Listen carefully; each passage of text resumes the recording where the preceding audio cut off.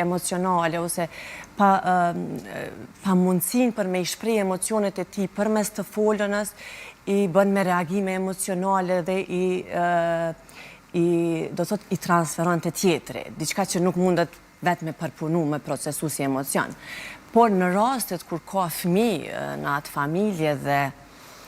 sjellja e një fëmijës me u konsideru që është ndoshta manipulative, nëse ai ka kërkesa, ka të qara, është më e rrugës na me tentu me kuptu nevojën e fëmijës në ato situata, se sa me ardhë te këto definime. Te këto për... Kjo nuk është e shëndetshme për shkak që në fundit fëmija edhe modelon sjellje, në qoftë se kemi në një familje dinamikat janë të tilla që shohim kësi lloj sjellje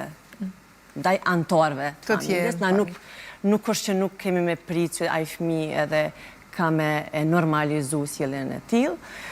në qoftë se veç po pranohet, por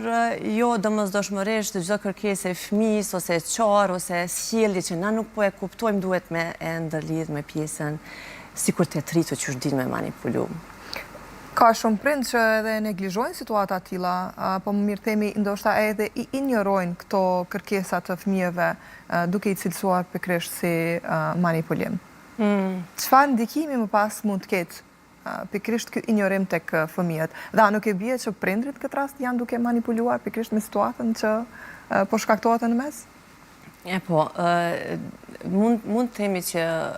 prind po manipulojnë për me u gjindë ndoshta në situatën që ta ketë një rahati për vete, për me arrit një diçka të cilën nuk ka mundësi tjetër në mënyrë më të pjekur emocionale, tjetë më i qëndrueshëm edhe tjetë afër fëmijës edhe kur i ka ato luhatjet e tij emocionale, në ato momente shumë herë dhe prindrit ka një gjendje jo stabile dhe shpesh herë mundohen me intelektualizu edhe me thonë që kjo e ka për këtë, unë e di për çka e ka edhe për me gjetë një rahati ndoshta për vete. Por normal që kjo ka shumë mangësi mandej në zhvillim, për shkak që është shumë fazë e rëndësishme fëmijëria e hershme në zhvillimin e atashimit, aty mëson se si janë raportet e shëndosha, se si duhet me dhënë dashuri, me marrë dashuri, edhe në momentin nëse nuk bëhen këto shkëmbime në këtë fazë të hershme të zhvillimit emocional, atëherë do të kemi shumë pengesa edhe në kohën kur zhvillohet në aspektin kognitiv. Kështu që krejt ajo se çka përjeton në moshën e fëmijërisë në aspektin emocional e determinon në një mënyrë se çysh ka me qenë ai edhe në kohën kur ai zhvillohet kognitivisht.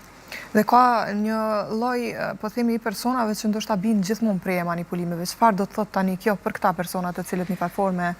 sikur i ngrehin, sikur thjesht janë... Personat që janë të prirur me tregu sjellje manipulative